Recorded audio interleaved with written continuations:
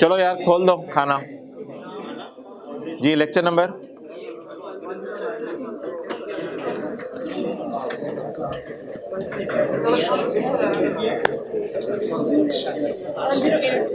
108 है, नहीं 109 है।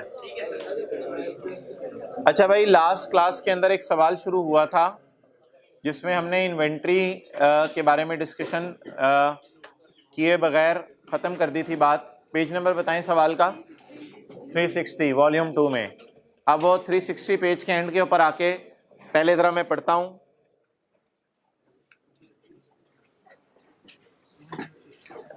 At year end 800 units of this product were included in our inventory at cost of, भाई आप बात सुनो ना।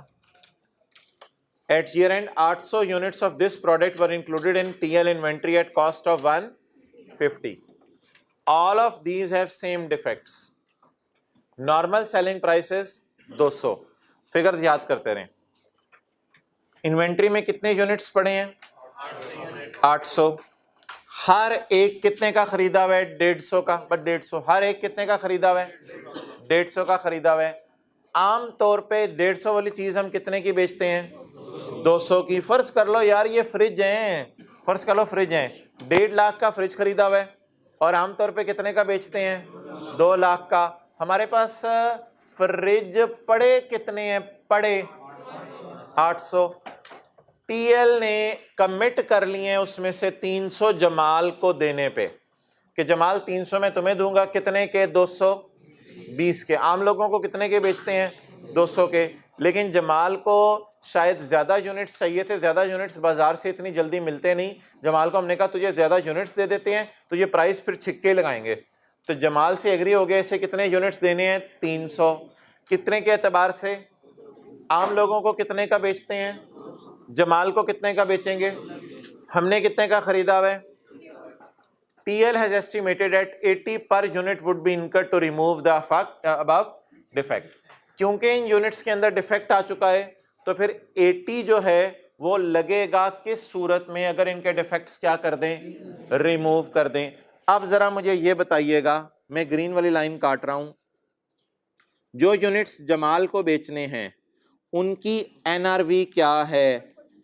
जमाल वालों की NRV क्या है? 220 is estimated selling price and 80 is cost to cell.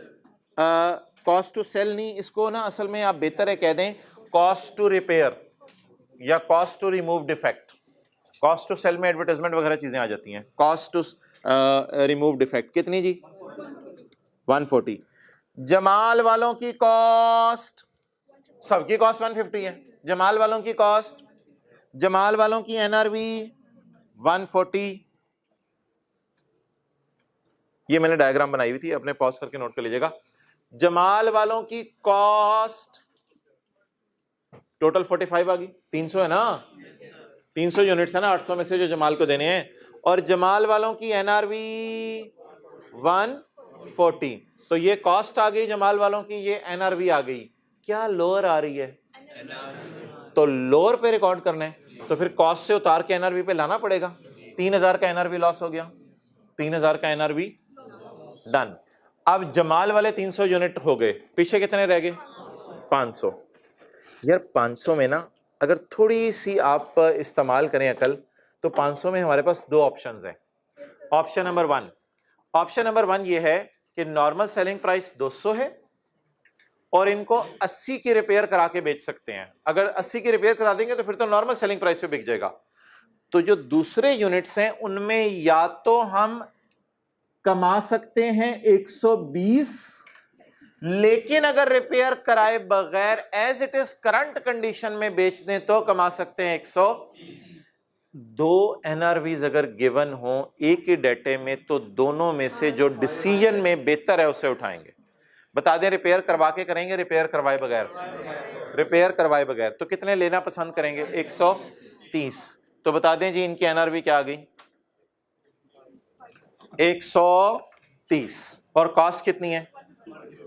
Quantity, क्योंकि 300 तो जमाल को दे देने, तो 500 यूनिट्स 800 में से ये हो गए। तो 75 और 65 में से लोअर 65, तो जब भी लोअर हो एनआरवी तो फिर उठा के उसे एनआरवी पे लाना पड़ेगा। चाय ले आओ यार एक कप, भाई कोई नहीं, चाय ले आओ, बंदे गिन लेना बाद में मेरे लिए। 75 माइनस 65 कितना आ गया? 10। अब what is the NRV loss? 10 जमा 3 इज इक्वल टू 13,000। 13,000 की एंट्री बताएं,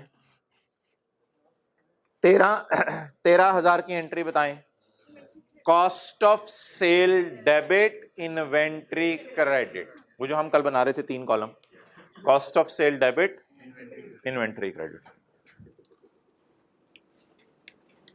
cost of sale debit inventory credit.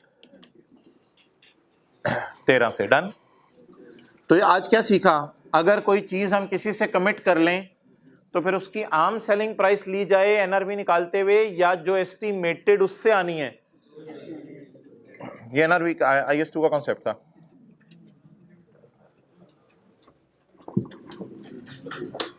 अच्छा,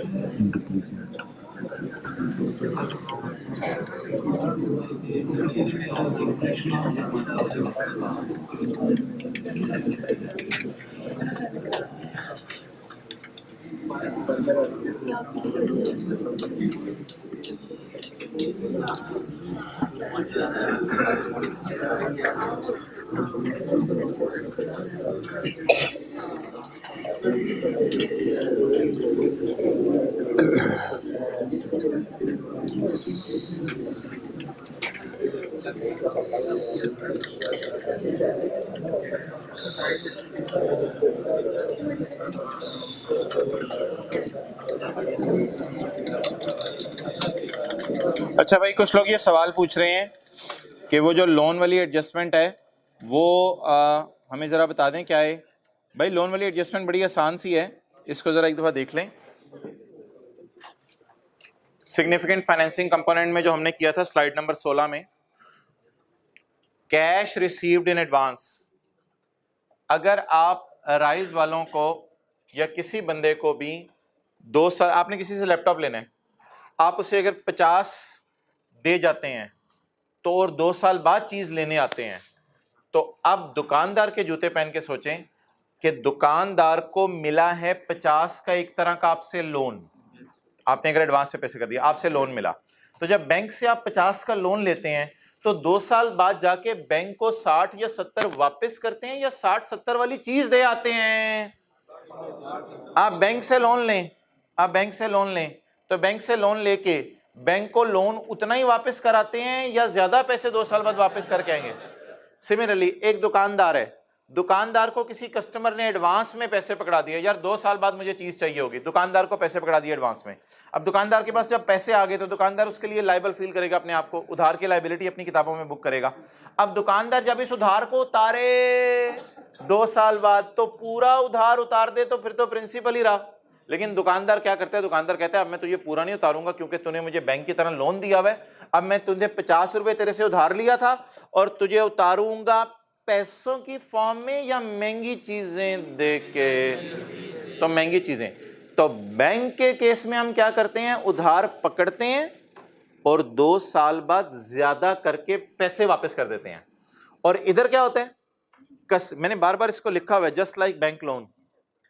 बैंक के केस में तो ये होता है, लेकिन दुकानदारों के केस में क्या होता है? दुकानदार पैसे बैंक से उधार नहीं लेते, कस्टमर से उधार पकड़ते हैं पैसे, यानी पैसे ले लेते हैं और फिर चीजें महंगी करके दे देते हैं या उधार महंगा करके वापस कर देते हैं। तो उधार कितना लिया? 50, और चीज कितने वाली बेची? तो मैंने कहा था भाईजान सेल फेयर वैल्यू पे रिकॉर्ड नहीं करनी, सेल आपने फ्यूचर वैल्यू पे रिकॉर्ड करनी है। सेल किस पे रिकॉर्ड करनी है? फ्यूचर वैल्यू पे। तो इससे पहले क्या बात हुई थी? इससे पहले ये बात हुई थी, ये जरा 2 बातें मैं आपसे और कर लूं। अगर आप चीज बेच दें इधर और पैसे आए आपको बाद में, तो इसे क्या कहते हैं? एरियर्स। तो इसकी सूरत में फिर आपने क्या करना है? जो पैसे आपको आने की उम्मीद है उसकी आपने क्या निकाल लेनी है, प्रेजेंट वैल्यू। तो सेल किस पे रिकॉर्ड होती है, प्रेजेंट वैल्यू पे। मुझे लग रहा है तो नीचे देख रहा है, ऊपर देख, पैसे आए इधर, इसकी आपने प्रेजेंट वैल्यू निकालने के सेल रिकॉर्ड करनी है पीवी पे। ये सिनेरियो हो गया, डिलीवरी उधर हो रही है और पैसे इधर आ रहे हैं। और दूसरा सिनेरियो, दूसरा सिनेरियो, पैसे पहले आ रहे हैं और डिलीवरी बाद में हो रही है। ऐसी सूरत के अंदर आपने क्या करना है, आपने यहां जो पैसे पड़े हैं उनकी हम निकालते थे फ्यूचर वैल्यू, तो सेल को किस पे रिकॉर्ड करना है, और इधर सेल को प्रेजेंट वैल्यू पे। अब अगली स्लाइड जो मैंने पिछले नोट्स के साथ अटैच नहीं की थी वो मैं अब आपको दिखाने लगा हूं, जो आपको कल जाते जाते दिखाई थी वो ये थी। इसमें एक बात मैंने छुपा के रखी हुई थी, वो अब आपको दिखाने लगा हूं। In a transaction where there is a significant financing component, यानी 2 साल 3 साल 4 साल दरमियान में आ रहे हो चीजें बेचने और पैसे के, sale will not be recorded at, ये पक्की ठक्की बात याद कर लें, sale will not be recorded at fair value, rather it will be recorded at present value if the amount is received in, and recorded at future value if amount is received in advance. तो lease में भी आपको पता है, लेसी के मैं कहता था पीवी निकाल लें, फेयर वैल्यू इग्नोर कर दें। लीज में लेसी के सवालों में भी इसी तरह करते थे, पीवी निकाल लेते थे इंस्टॉलमेंट्स की, फेयर वैल्यू इग्नोर कर देते थे। तो बोले जी आईएफआरएस 15 में कब फेयर वैल्यू पे सेल रिकॉर्ड नहीं होनी, जब सिग्निफिकेंट फाइनेंसिंग कंपोनेंट क्या होता है, पैसों और चीजों के दरमियान साल से ज्यादा का अरसा आए, तो इसे क्या कहते हैं, सिग्निफिकेंट फाइनेंसिंग। तो ऐसी सूरत में सेल्स पीवीज या फेयर वैल्यूज पे रिकॉर्ड करेंगे, या पीवीज और फ्यूचर वैल्यूज पे रिकॉर्ड करेंगे, या फेयर वैल्यूज पे रिकॉर्ड करेंगे। सिग्निफिकेंट फाइनेंसिंग कंपोनेंट का ऑपोजिट बताएं, insignificant financing component. Insignificant financing component रहने दो, इनसिग्निफिकेंट फाइनेंसिंग कंपोनेंट को हम इग्नोर किया करेंगे पेपर में, टाइम नहीं। इनसिग्निफिकेंट फाइनेंसिंग कंपोनेंट को पेपर में क्या किया करेंगे, इग्नोर किया करेंगे। What is insignificant financing component?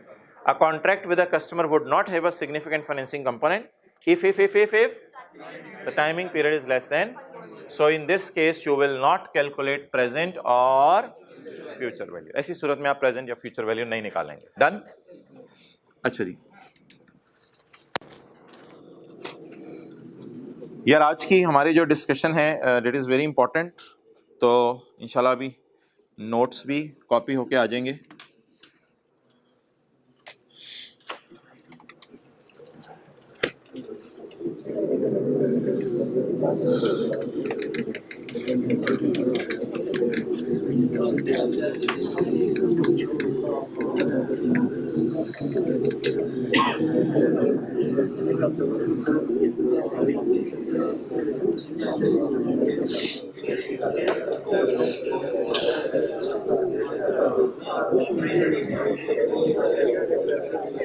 जी भाईजान, अब आपकी जो है वो एक अटेंशन चाहिए मुझे आज की क्लास में। हम सेल्फ स्टेप, एक है स्टेप हमारा, स्टेप का मैं नंबर लिख दूंगा, ये पता नहीं क्यों मिट गया। स्टेप 3 है हमारा, 2, स्टेप 2, आइडेंटिफाई परफॉर्मेंस ऑब्लिगेशंस। इसमें हम 1 से लेके 10 तक जो नीचे नोट्स में एग्जांपल्स आ रही हैं वो करेंगे। इनमें से कोई एग्जांपल भी बुक के अंदर अवेलेबल नहीं है, तो 1 से लेके 10 तक जो नोट्स के अंदर एग्जांपल्स आ रही हैं वो करेंगे। उसमें हम ये देखेंगे आज कि सेलर कस्टमर से कितने वादे कर रहा है। यानी हो सकता है आपको लग रहा हो 3 चीज़ें बेच रहा है, मैं आपको स्टैंडर्ड की डिस्कशन करके बताऊं नहीं भाई 2 चीज़ें बेच रहे हैं। जब पता चल जाएगा कितनी परफॉर्मेंस ऑब्लिगेशंस हैं तो ही तो ये टेबल बन सकेगा कि चेयर भी बेच रहे हैं, टेबल भी बेच रहे हैं। अब और इसके साथ जो है मिसाल के तौर पे आप उसको फर्नीचर के अंदर वार्डरोब भी बेच रहे हैं, तो ये परफॉर्मेंस ऑब्लिगेशंस 3 हैं, 2 हैं। जब ये पता चलेगा तो फिर आगे स्टैंड अलोन सेलिंग प्राइस और ट्रांजैक्शन प्राइस की बहस शुरू हो सकेगी ना। तो आज हमारा ये डिस्कशन है कि वो जो पहले दिन बर्गर, चिप्स और बोतल बेचा था, क्या वो 3 वादे थे भी या वो 3 वादे नहीं थे? क्या वो 3 वादे थे भी या 3 वादे नहीं थे? तो ये हमारी आज की डिस्कशन है, आइडेंटिफाई करना सेपरेट परफॉर्मेंस ऑब्लिगेशन। ओके, ये पावर पॉइंट की स्लाइड भी बनी होगी, इसको भी देख लेंगे, नोट्स भी अभी आ रहे हैं। एग्जाम्पल 1 पढ़ें, पहली क्लास वाली। On 20 January 2022 you went to McDonald's and order a fish, burger, fries यार एक सेकंड के लिए भी इधर उधर बात की और तो टेंशन लूज ही ना मसला हो जाना है। ये एक एक चीज आगे से लिंक करनी है। ये स्टैंडर्ड का सबसे ब्यूटीफुल कॉन्सेप्ट है और सबसे ज्यादा समझने वाला कॉन्सेप्ट है। अच्छा जी, मैकडॉनल्ड्स से आपने कितनी चीजें ऑर्डर की जी? फिश, बर्गर, फ्राइज और बॉटल। बड़े टाइम पे पहुंचा है। The items are normally sold at following prices 400, 100 और 80। Due to promotional package the lump sum price charge to you is rupees 450. How many performance obligations are there? There are 3 performance obligations. Okay. इसमें ना हम 2-step approach लगाएंगे और हम अपने आप से 2 सवाल पूछेंगे। हम अपने आप से 2 सवाल पूछेंगे। पहला सवाल बड़ी गौर से सुनना है आपने। जब भी सवाल में डेटा आया करेगा और हमने देखना होगा ऑर्गेनाइजेशन सेलर कितने वादे कर रहा है, तो सेलर मैकडॉनल्ड्स का ओनर अपने आप से 2 सवाल पूछेगा कि मैंने कितनी चीजें बेची। भाई पहले इधर देख, छोड़ आज के नोट्स हैं ये, अभी इधर देख, नहीं बांटे, इधर देख। तो सेलर अपने आप से 2 सवाल पूछेगा। जब भी फिश, बर्गर, फ्राइज और बॉटल बेचेगा अपने आप से 2 सवाल पूछेगा। पहला सवाल, can customer take benefit from these 3 things on its own? क्या कस्टमर खुद इन 3 चीजों से फायदा उठा सकता है? मिसाल के तौर पे अगर मैं उसको बर्गर ना बेचूं तो वो फ्राइज खा के गुजारा चला सकता है। पेट भरने की बात नहीं कर रहा मैं। क्या अगर मैं उसको बर्गर ना बेचूं तो वो फ्राइज मेरे से लेके चला जाए और कुछ और खा ले साथ, मस्त चल सकता है उसका? क्या वो अगर मैं उसको बर्गर और फ्राइज ना बेचूं तो क्या बॉटल भी वो मेरे से लेके जा सकता है? अब पहला सवाल आप पूछा करेंगे, सबसे पहला सवाल कि ये 3 वादे आपको दिखने में 3 लग रहे हैं, लेकिन मैं कह रहा हूं IFRS 15 की रोशनी में क्या ये 3 वादे हैं या नहीं, वो मैं साबित करने लगा हूं। IFRS 15 कहता है ट्रांजैक्शन से 2 सवाल पूछो। पहला सवाल मैंने आपसे पूछ लिया है, उसको मैं इंग्लिश में रिपीट करने लगा हूं। Can customer benefit from the burger on its own? क्या खुद बर्गर से फायदा ले सकता है? अच्छा, पहला सवाल यह है। स्टैंडर्ड ने कहा इस सवाल की मैं वजाहत करता हूं। द बर्गर, ये पिछला सफा नोट्स का, the burger is capable of being distinct? क्या बर्गर खुद अलग चीज है? ओ भाई इधर आ, क्या बर्गर खुद अलग चीज है? डिस्क्रिप्शन, हमने कहा पता नहीं यार। कहते हैं can customer benefit from the burger on its own? क्या कस्टमर बर्गर से खुद फायदा उठा सकता है, अकेला खा सकता है इसको, या उसके लिए फ्राइज जरूरी है? Can he take it on his own? अगला सवाल नहीं है ये इसकी फर्दर एक्सप्लेनेशन। द फैक्ट, और कहते हैं कई दफा ना पता नहीं चलता कस्टमर इससे खुद अकेला फायदा बर्गर से उठा सकता है या नहीं। कहते हैं उसके लिए मैं आपको एक मशवरा दे रहा हूं। The fact that entity regularly sells a good separately would indicate that customer can benefit from the burger on its। कहते हैं ये हकीकत के एंटिटी बर्गर अलग बेच रही है, ये हकीकत इस बात को साबित करने के लिए काफी है कि बर्गर अपने ही अंदर एक डिस्टिंक्ट चीज है जिसको किसी चीज की जरूरत नहीं। ना बर्गर को फ्राइज की जरूरत है और ना बर्गर को बॉटल की जरूरत है। Burger do not need fries and bottle. Burger is a good which is capable of being distinct. ये एक ऐसी चीज है जो अपने ही अंदर डिस्टिंक्ट है। इसकी वजह क्या है? कस्टमर इससे अकेले फायदा उठा सकता है। क्या मतलब कस्टमर अकेले फायदा उठा सकता है? कहते हैं मेरा मतलब है कि हम लोग बर्गर अकेले भी तो बेचते रहते हैं, हम बर्गर अकेले भी तो बेचते रहते हैं, तो फिर अकेले कस्टमर से फायदा उठा सकता है, इसलिए तो अकेले भी बेचते हैं ना। तो ये इस बात का सबूत हो गया। पहला सवाल हो गया। दूसरा सवाल ये है, क्या ये जो कॉन्ट्रैक्ट है इसमें तीनों चीजें एज एन इनपुट यूज होके एक कंबाइंड आउटपुट बना रही हैं, या ये 3 अलग अलग आउटपुट्स हैं? क्या ये तीनों चीजें आपस में इंटीग्रेट हो गई हैं? बर्गर के अंदर फ्राइज में और अंदर बोतल थोड़ी सी डाल के ऊपर से, क्या ये इंटीग्रेशन एंटिटी करके दे रही है इसकी? क्या ये तीनों को जोड़ के इस तरह घुल मिल रही हैं तीनों चीजें आपस में कि ये एक ही बन गई हैं? एंटिटी इनको अलग अलग दे रही है। अगला सवाल मेरा, are these 3 things are an input to produce a combined output? Say yes or no, please. I need answers. Can these three things are inputs to make a combined output? There is no combined output. These three are in itself are outputs. Burger अलग चीज है, बोतल अलग चीज है, fries अलग चीज है. डन. तो अगर दो सवालों का जवाब क्या आ जाए? यस. तो फिर कहा जाएगा ये तीनों चीजें आपस में अलग अलग है. डिस्टिंक्ट का मतलब क्या होता है उर्दू में? अलग अलग. तो क्या कहा जाएगा? तीनों चीजें आपस में. तो ऑर्गेनाइजेशन के वादे बताएं कितने हैं? 3 वादे हैं. ठीक है, लिखना शुरू करें. आंसर 1. लेक्चर नंबर डालें आज का. आंसर 1. आंसर 1 में लिखें नंबर 1. Burgers in itself are distinct. अपने ही अंदर डिस्टिंक्ट हैं. Burgers in itself are distinct. इधर देखें. Because customer can benefit from burger on its own. Because customer can benefit from burger. Burger के लिए फ्राइज की जरूरत नहीं होती. Because customer can benefit from burger on its own. क्या लफ्ज लिखा आपने? पहला, burger in itself are distinct because customer can benefit from burger on its own. खुद फायदा ले सकता है. ऑन इट्स ओन आपके लिए नहीं है. स्टैंडर्ड कहता है, मैं आपको बताता हूं ऑन इट्स ओन क्या है. द फैक्ट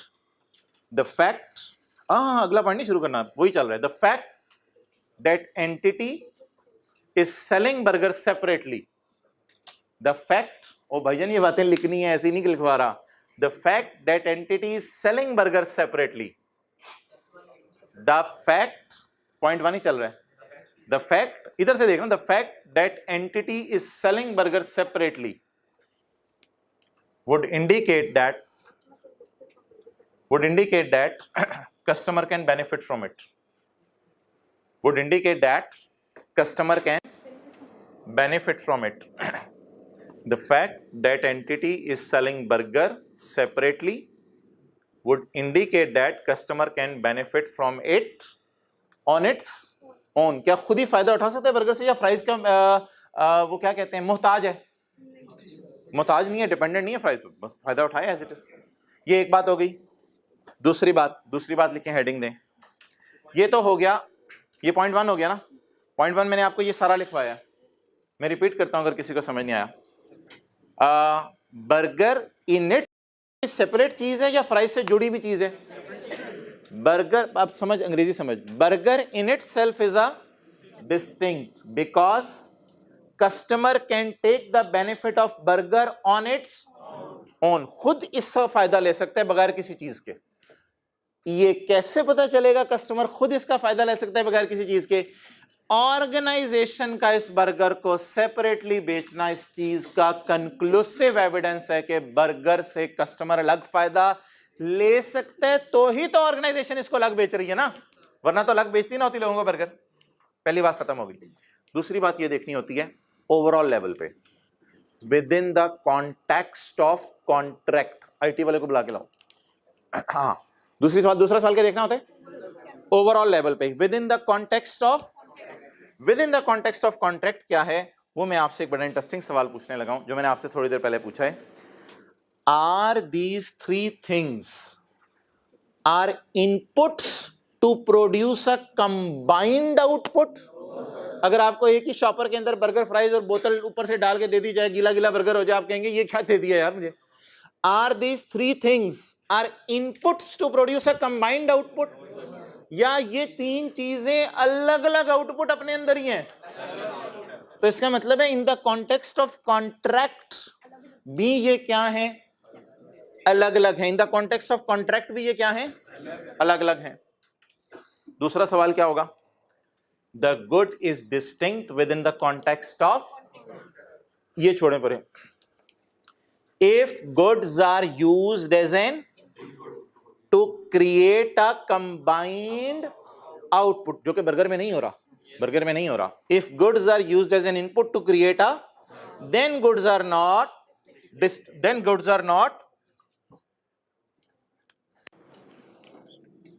पढ़ें, if goods are used as an input to create a combined output then goods are not distinct या distinct in the context of contract. अगली लाइन लिखना शुरू करें, अगली लाइन लिखना शुरू करें, अगली लाइन लिखना। पॉइंट टू, इसको नहीं, इसको छोड़ो, पॉइंट 2 लिखें। Point 2, burger, fries and bottle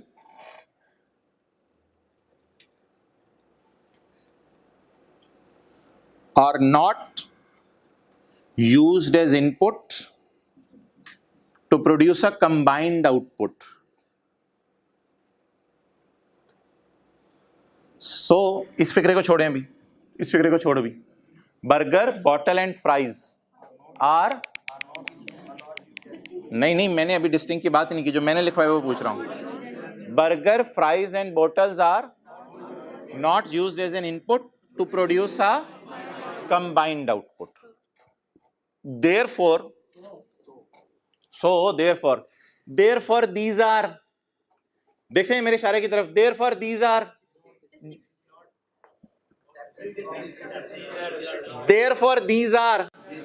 अलग अलग है ना अब तो। These three are not an input to produce a, ये तीनों इनपुट मिलके कोई आउटपुट, इसका मतलब है ये तीनों अपने अंदर ही आउटपुट है।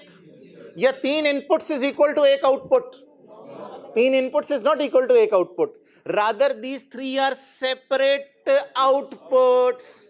तो अब मैं लिखवा रहा था दीज 3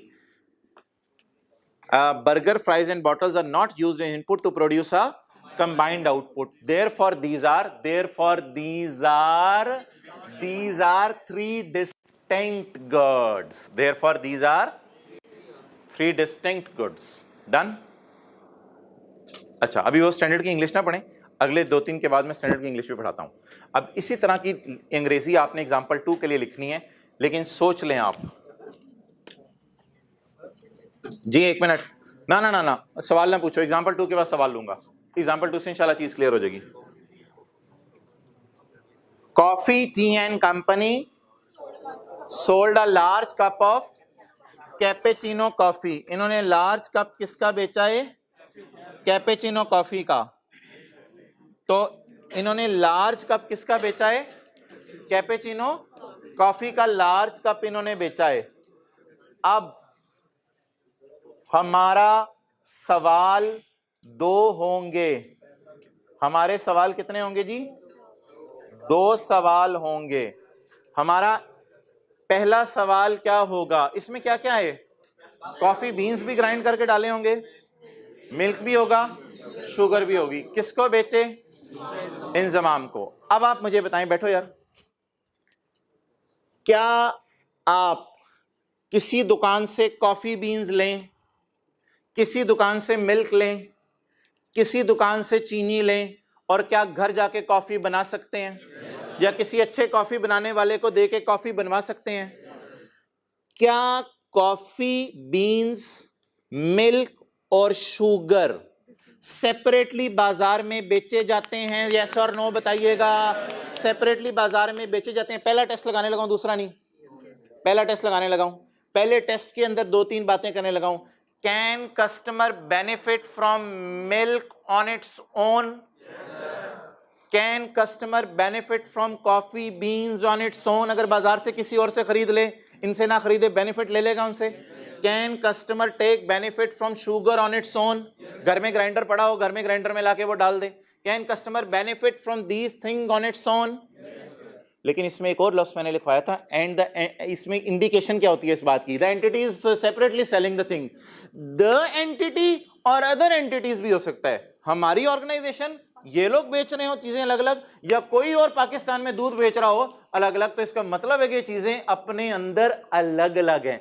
विद इन द, अपने अंदर वाला सवाल होगा टेस्ट 1 और within the context of contract होगा सवाल 2। आप बता दें, जो मैंने आपसे 2 सवाल पहले पूछे थे, ये अभी यहां नजर रखनी है। क्या कॉफी, मिल्क और शुगर डिस्टिंक्ट है या नहीं? ये पहला सवाल है। The customer can benefit from the milk on its own? the fact that entity or other entity, हो सकता है कॉफी टी एंड कंपनी वाले मिल्क अकेले ना बेचते हो, लेकिन दूध वाले तो बेचते हैं ना. The entity or other entity is regularly selling milk separately. Wouldn't he get that customer can benefit from milk on its? इस लाइन की तो ये वजाहत है ना इधर आके. ठीक है जी. अब बता दें, milk, coffee beans and sugar are distinct in itself. अभी कॉन्ट्रैक्ट के कॉन्टेक्स्ट में मैं नहीं बात करने लगा.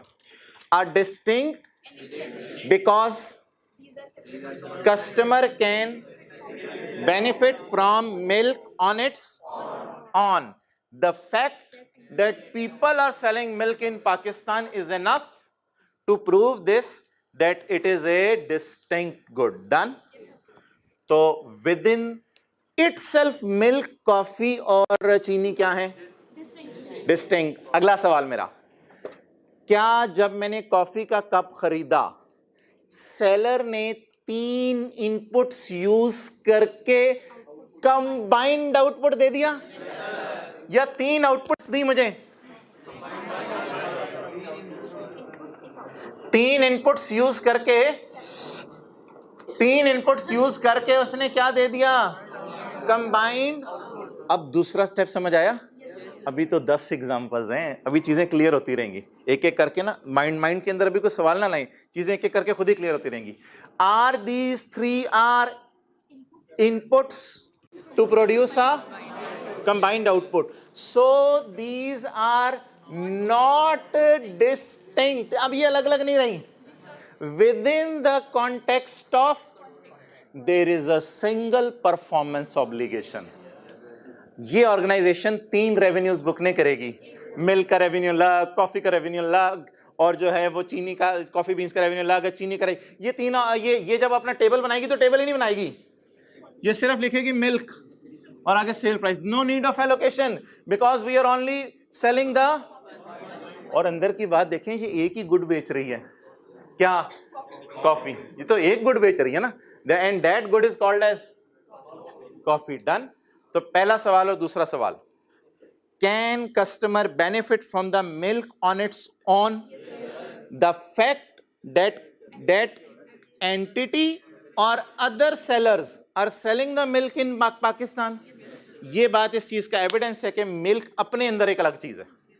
अगला सवाल, is this milk, coffee beans and sugar are distinct within the, are separate within the context of contract?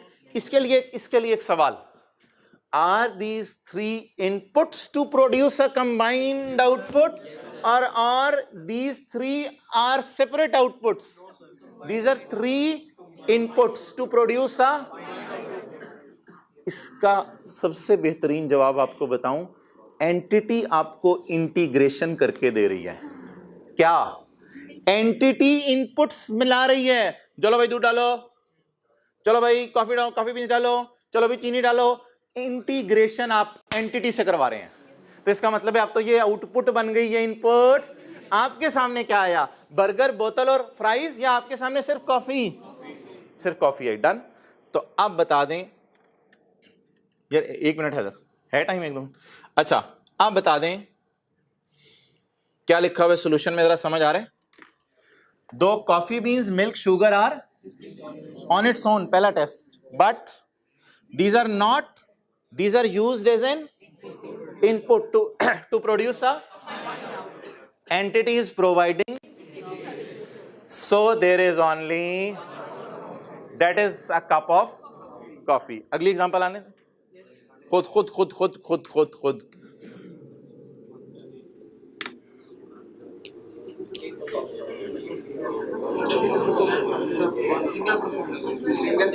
McDonald's sold a burger including bun, chicken, onion, ketchup and 2. ये कस्टमर हो गया, ये एंटिटी हो गई. छोड़ें इसको, तो समझ नहीं आनी चाहिए. ये एंटिटी हो गई और ये क्या हो गया? कस्टमर. अब थोड़ी सी अंग्रेजी यार बोलें. Can customer benefit from the bun, chicken, onion separately on its own? the fact that McDonald's or other sabzi wale, fruit wale, chicken wale are selling these separately in market is enough that customer can benefit these things from its own. ये पहला step हो गया. पहले step में ये हमें अलग अलग लगी. पहले स्टेप में ये हमें, जी बिल्कुल, पहले स्टेप में मैं सुनता हूं, ये बात हमें अलग अलग लगी तीनों. लेकिन दूसरा step, are these three inputs 1 2 3 4 5 are these fives are input to produce a, इसका जवाब दें. क्या ये इनपुट्स हैं जो आउटपुट को कंबाइन कर, तो ये इनपुट्स ने मिलके क्या दिया, output. therefore these are not distinct within the context of contract के कॉन्टेक्स्ट में ये डिस्टिंक्ट. आप बता दें अगर दूसरा टेस्ट भी फेल हो जाए तो क्या करें. पहला फेल नहीं हुआ था, पहले में डिस्टिंक्ट थी लेकिन दूसरे में आके फेल हो गई. ये डिस्टिंक्ट अब नहीं रही, अब तो ये इकट्ठी हो गई, मर्ज हो गई, इंटीग्रेट कर दिया ऑर्गेनाइजेशन. दो bun, chicken, onion, ketchup and olives are distinct on its, but these are used as an to produce a, so are not distinct in the context of contract. चलो यार पॉज करो video, notes बांटो, आगे करो शुरू.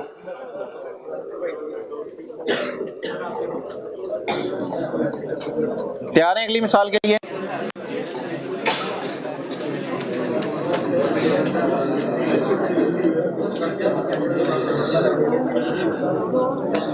शाहिद अफरीदी, यार please. Shahid Afridi, real estate, a contractor. Contractor है शाहिद अफरीदी की, real estate का कारोबार है. अब मिसालें ज्यादा मजे की होती जा रही हैं. Enters into a contract to build a hospital for a, मुआहिदा क्या हुआ है, कस्टमर के लिए क्या बनाने. 3-4 डॉक्टर इनके पास गए, 3-4 डॉक्टर ने कहा शाहिद अफरीदी यार हमें हॉस्पिटल बना दें पेशावर के अंदर. The entity is responsible for all overall management of projects, identifies various promise goods and services, engineering services, site clearance services, foundation बनाएंगे, लेबर को प्रोक्यूर करेंगे, कंस्ट्रक्शन मटेरियल खरीदेंगे, पाइपिंग वायरिंग करेंगे, installation of equipment and finishing वगैरह करके, paint वगैरह आखिरी वाला करके सब चले जाएंगे. डन. प्लीज नीचे ना पढ़ें. Shahid Afridi enters into a contract to build a hospital for customer. Shahid Afridi ने इंटीग्रेशन करके देनी है या नहीं, मुझे ये बता दें बस. करके देनी है. कॉफी टी एंड कंपनी वाले ने तीनों चीजें खुद मिक्स करके देनी थी या हमने घर जाके करनी थी. अगर कॉफी टी एंड कंपनी वाले के पास हम जाते और हम कहते भाईजान मुझे कॉफी चाहिए, वो कहता भाईजान लाइट गई हुई है. हमने कहा दूध दे दो, हमने कहा आप मुझे चीनी भी साथ दे दें, और हमने कहा कॉफी बीन्स भी दे दें.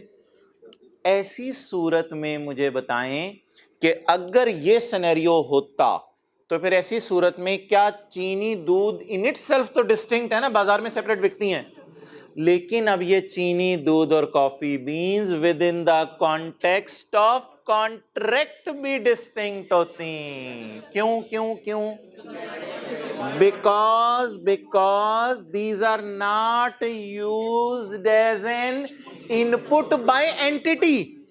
एंटिटी ने इनको इनपुट करके मुझे कंबाइंड आउटपुट नहीं दी.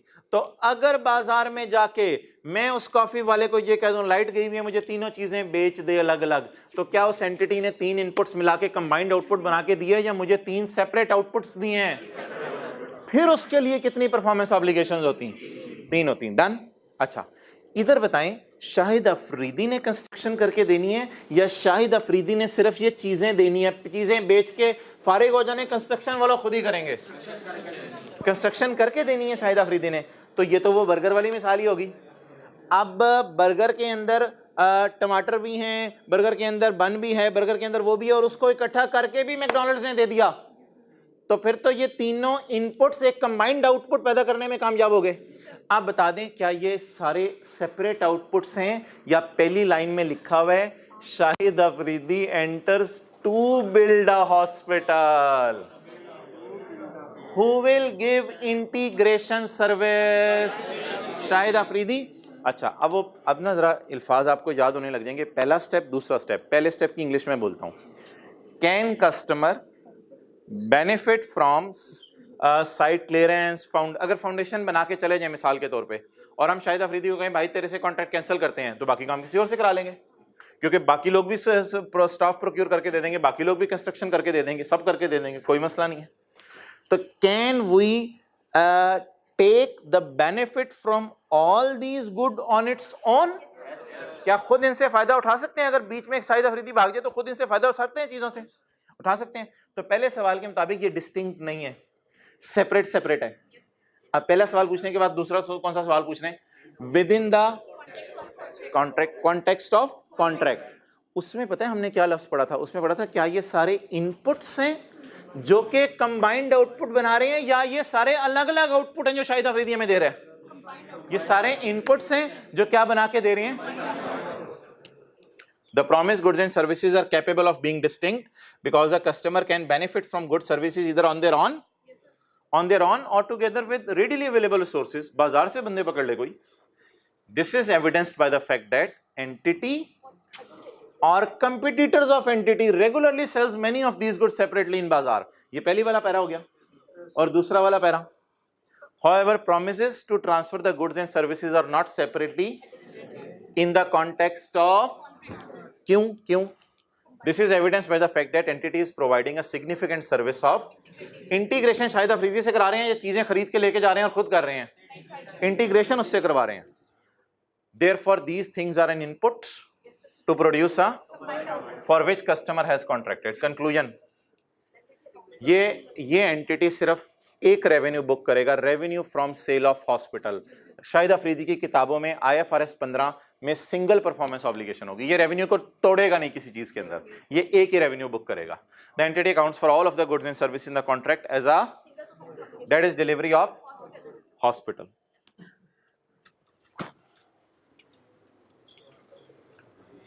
आपने इधर देखना यार, you bought a medium size suit from J dot. आपने बेगम को फोन किया तेरे लिए मीडियम साइज सूट खरीदा है, बेगम ने कहा ये नहीं मुझे फिट आना। तो you bought a medium size suit from J dot and you also requested them. फिर जब बेगम से आपने बात की तो आपने उनके साथ क्या कहा? आपने कहा यार इसकी ऑल्ट्रेशंस कर दो सूट में, ये तो इस तरह फिट नहीं आएगा। तो you bought a medium size suit from J dot and you also requested them to make alterations in the suit.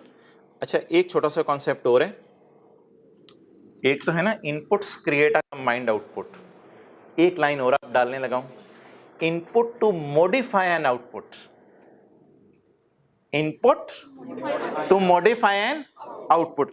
आपने बाजार से जाके ये कोट खरीदा, आपने बाजार से जाके ये कोट खरीदा, अब ये एक आउटपुट है जो एंटिटी बेच रही है, ऐसा ही है, ये एक आउटपुट है जो एक entity.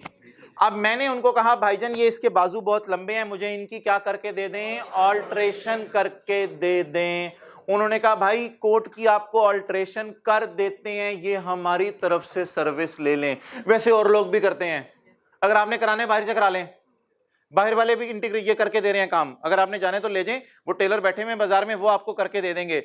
You can benefit from the coat on its own, या तो आप खुद हमारे से करवा लें वरना बाहर से भी हो रही है, तो कोट और उसकी alteration with in itself distinct है, क्योंकि और लोग भी बाहर करके दे रहे हैं ये। But within the context of contract these are, ये जो आपकी सर्विस है ना स्टिचिंग वाली, वो ऑल्ट्रेशन वाली, इट इज एन इनपुट, छोटी सी इनपुट है, ये इतनी बड़ी इनपुट नहीं है वैसे, छोटी सी इनपुट है। It is an input to modify an output. इस इनपुट ने हमारी आउटपुट को क्या कर दिया? मॉडिफाई कर दिया, या दो तीन इनपुट्स ने मिलकर एक बड़ी आउटपुट दे दी है। बड़ी आउटपुट तो मैं पहन रहा हूं, उसने जो थोड़ी सी ऑल्ट्रेशन करके दी है वो क्या थी? हाँ, तो कई दफा ऐसा होता है कि सारी इनपुट्स मिलकर एक आउटपुट नहीं बना रही होती, बल्कि आउटपुट एक ही होती है, लेकिन छोटी सी इनपुट अपना रोल प्ले करके उसे मॉडिफाई कर देती है। This is also a concept. अब चलें जी, अब अंग्रेजी में आपसे एक्सपेक्ट करूंगा।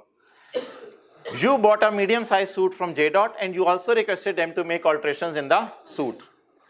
Can customer take benefit from quote on its own without alteration? Yes.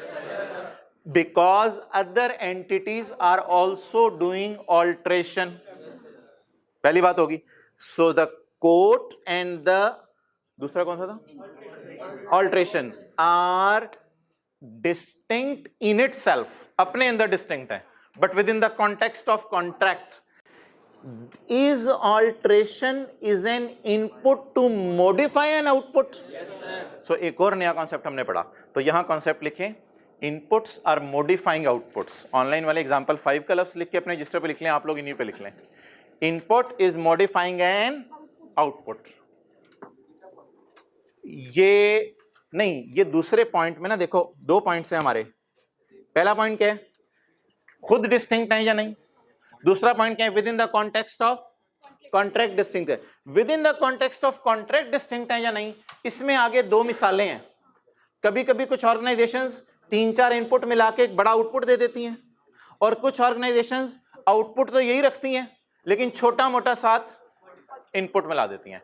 अब आप मुझे बता दें, माना के कोट और स्टिचिंग जे डॉट वालों ने जब इसको गौर से देखा तो ये डिस्टिंक्ट इन इट सेल्फ है, क्योंकि मैं कोट से फायदा उठा सकता हूं कैसे, किसी और से ऑल्ट्रेशन करवा के।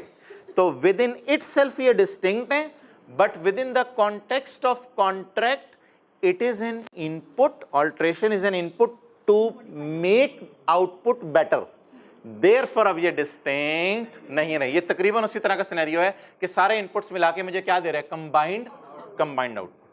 Though suit and alteration are distinct on its, because other suppliers also providing alteration, but suit and alterations are used as an input to modify an output.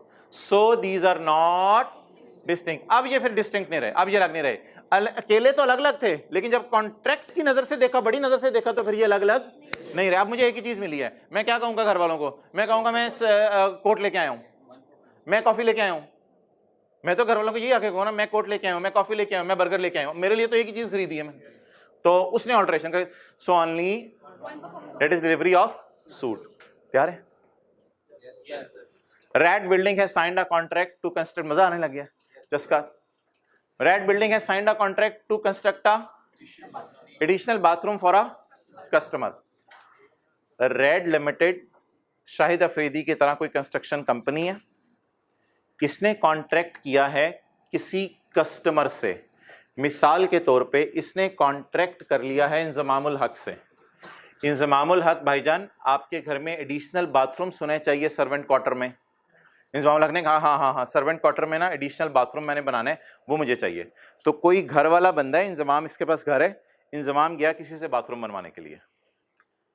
अब देखना पड़ेगा कि वो बाथरूम की चीजें बेच देता है उसको और कहते हैं इंतजाम जाओ खुद ही बनवाओ, या फिर वो क्या कहते हैं मैं तुम्हें बना के दे देता हूं, डिपेंड करता है। तो जरा पढ़ते हैं। And promise to customer to provide all building material, sanitary ware, electrical supplies and labour. लेकिन पहली लाइन पहले पढ़ें। Red has signed to contract to construct an additional. हमने बर्गर बना के देना है, हमने कॉफी बना के देनी है, हमने बाथरूम बना के देना है। अच्छा, ये ऐसा सवाल आईकैप में नहीं आएगा, इसमें दोनों रिक्वायरमेंट्स ना अलग अलग पूछी हुई है उसने। पहली क्या, explain whether the goods are distinct goods contained in the contract और कैपेबल ऑफ बीइंग डिस्टिंक्ट। क्या ये खुद डिस्टिंक्ट हैं? अगला सवाल, explain whether the goods promised are distinct in the context of. और फिर तीसरा सवाल, explain whether the contract has 1 performance obligation और 2 परफॉर्मेंस ऑब्लिगेशन। तो वही 3 स्टेप्स जो हम लगा रहे थे, तीसरा स्टेप तो कोई नहीं है, तीसरा तो कंक्लूजन है ना। तो वही 3 काम जो हम कर रहे थे, सवाल वाले ने कैसे पूछ लिए, अलग अलग। एक लाइन लिखी हुई है सवाल में, red building will construct bathroom. तो इंटीग्रेशन तो वो करके दे रही है। तो क्या ये सारी चीजें अपने अंदर डिस्टिंक्ट हैं? अगर मैं बिल्डिंग मटेरियल ले जाऊं तो कोई और सैनिटरी वेयर बेच रहा है बाजार में, अगर मैं इलेक्ट्रिकल सप्लाईज इससे ले जाऊं तो लेबर कहीं और से ले सकता हूं। तो इन इट सेल्फ ये चीजें क्या हैं? But within the context of contract are these 4 or 5 inputs to produce a, therefore it is a single performance obligation. ये सारी नीचे बहस हुई भी है। पॉइंट डी, सोल्यूशन है इसका अवेलेबल। एक्सप्लेन, बेटी आई इंतजामुल हक की, अबू वो वॉशरूम से ना स्मेल आती है गटर की। थोड़ी देर में बावर्ची आया, सर वो किचन से भी ना गटर की बहुत स्मेल आती है, वो पता नहीं अंदर ही कोई मसला है शायद करके। थोड़ी देर में बेगम आई, हाँ स्मेल मैंने भी महसूस की है, हमारे वाले वॉशरूम से भी आती है।